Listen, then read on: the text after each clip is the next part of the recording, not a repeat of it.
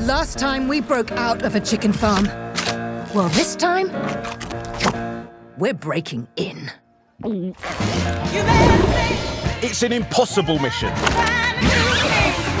They're going to turn everyone into nuggets! Find those chickens! Hang on, Fowler! Oh, there go the goujons. We can do this. What were some of the challenges, and what did you talk about when you started planning what the sequel would cover? Trying to come up with an idea that felt like a worthy follow-up, because the first film was so nicely received, and then each year it kind of kept growing in popularity. Part of it was that Aardman had a deal at DreamWorks and had gone on to do Flushed Away, and then Jeffrey Katzenberg was always very keen to do a Wallace and Gromit film, and it takes a long time to make these movies, and so each one taking 3-4 years rolling into the next one, that took a little while. But mostly we were trying to figure out what the best idea was, and so when I got the call from Aardman saying we're talking, this might have been 2013, we're thinking about doing another a sequel finally. Me and Nick and Pete, this was before Paul was involved, instantly landed on the same premise, which was this time they're breaking in. Felt like the most logical next step. You definitely kept the feel of the first one, but there was a fire. Famous fire. Would you tell us how that impacted? Yeah, it's funny. Anybody who's ever worked at Aardman is used to it was like one of the national disasters in the UK. Was the fire that happened at Aardman, but actually it happened in a storage facility, and it was difficult because the key thing with making these films is actually the molds for the characters. So the characters themselves over time, I'm afraid, degrade and will fall apart, so you'd have to remake them. But we lost all the molds in that fire.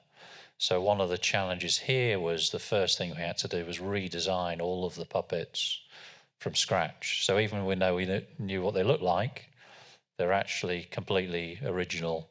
Would you tell us a little bit about some of the sets? Like how large was the compound, for example? Well, as Karey said, the facility where things are made is a massive warehouse on the outskirts of Bristol. What we do is divide the floor up into different units. So some of the units would be really small, literally a character on a table this kind of size here. And then you go right up to the layer, which would be enormous. And one of the challenges always is about scale, is that you can't get too big because the roof is a limitation in the building. So often you would do set extensions, so either digitally or you'd film extra elements elsewhere and then stick them together in post. But the sets can be massive. And it's quite a physical job then for the animators, isn't it, Karey? They have to climb over the sets to try and animate the characters. And it takes a long time. The set for the island on all those huts was probably from the edge of this step to, maybe 10 rows back and from aisle to aisle. That one particular set is massive. If you're a fan of making Legos that's what it is on the most It's like a big toy shop, isn't it? It's on just the most amazing scale. And my wife and I actually toured the floor one day, and you go in, and it's really jaw-dropping to look at these miniature sets and the level of detail. And then there's poles everywhere holding the characters in place. Right. Everyone, one of the things, if you're a fan of Aardman, one of the things that you love is you go through the film and you're always going to see thumbprints and fingerprints on characters' necks. And I just love the low-tech. I love the fact that you feel the human touch, literally, on these films. In fact, CG's gotten so good today that they could go in and fake putting those in if they want, but they don't do that, actually. To what extent did you use newer techniques or stay with the original? Well, they use them all the time. I think because it's such an old filmmaking technique, stop motion. It goes way back to the beginning of filmmaking.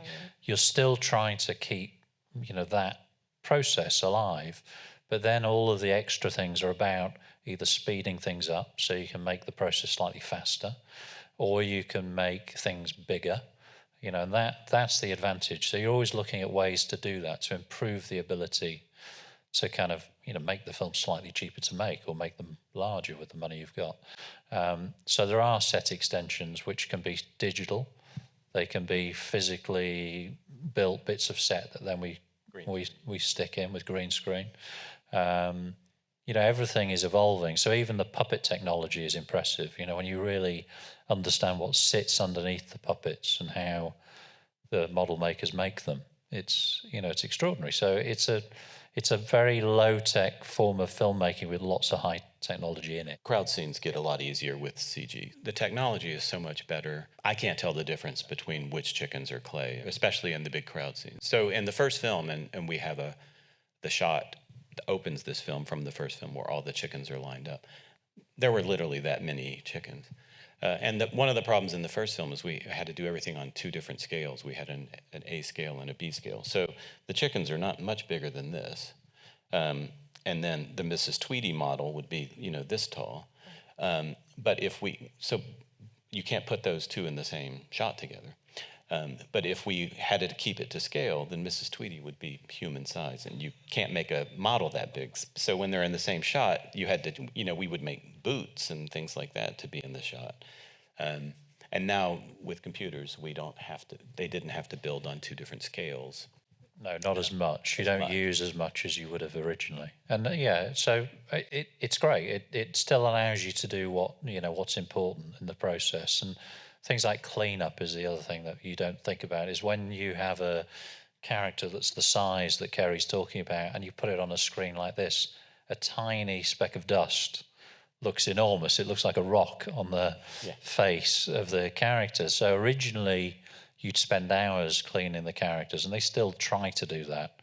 But we have the advantage now, we can send it off to a CG, VFX house that do a quick cleanup. But you do really still feel that, the hand of the artist. Yeah, exactly. Oh, very much. And that's the key. And that has stayed consistent. But I don't think what people realize in animation is that the animators are the other half of the acting.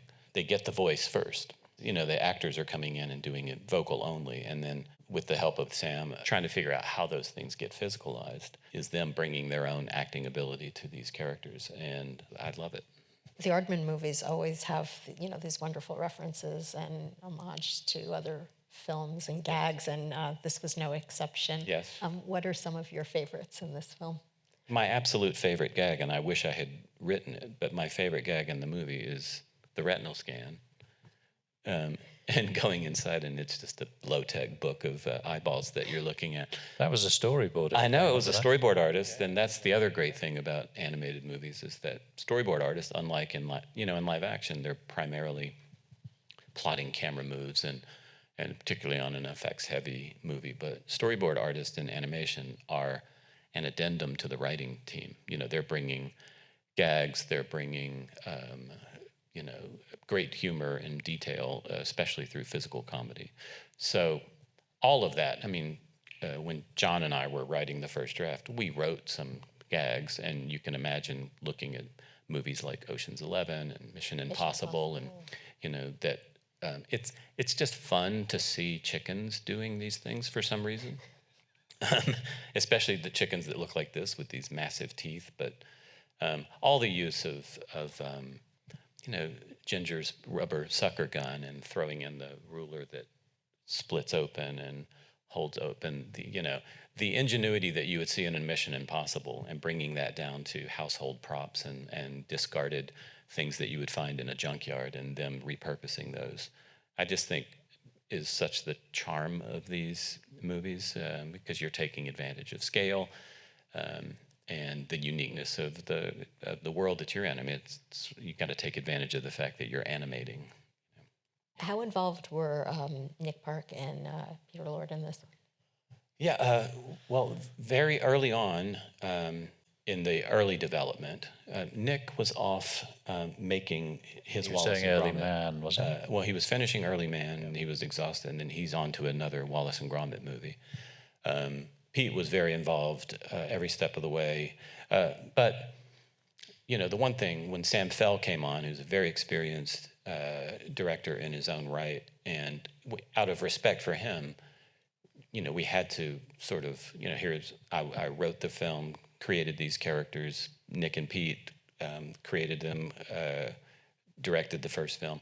But it was our job to sort of step back and play a supporting role so that Sam could sort of make this movie his own, which he did a beautiful job of. But with the guidance of Pete as one of the owners of Aardman and overseeing everything, and just sort of kind of making sure that we're all staying in the same Chicken Run universe that we knew and had created.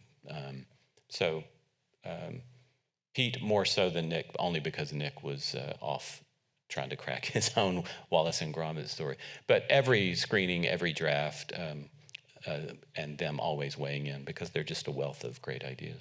Well, Yeah, it's a very collaborative process, isn't it? I think. Yeah. well, all of you, the whole team, created a wonderful and fun film, and it will be streaming worldwide December 15th. Yeah. On Netflix. Thank you so much for Thanks so joining much. us. Congratulations. Thanks for sticking around. Yeah.